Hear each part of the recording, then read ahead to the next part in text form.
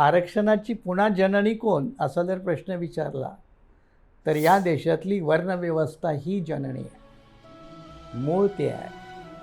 काय केलं वर्णव्यवस्थेनं?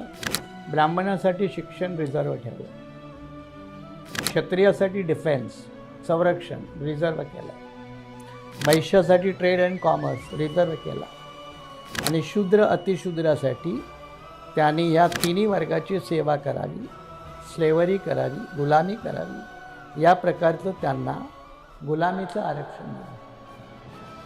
त्यामुळं आजच्या आरक्षणाची व्यवस्थेची मुळं जशी जात व्यवस्थेत आहे तशी ती वर्ण व्यवस्थेत आहे. याचा अर्थ असा की या देशामध्ये आरक्षण नावाची व्यवस्था पहिल्यांदा जर कुणी आणली तर ती वर्ण व्यवस्थेनं आणली.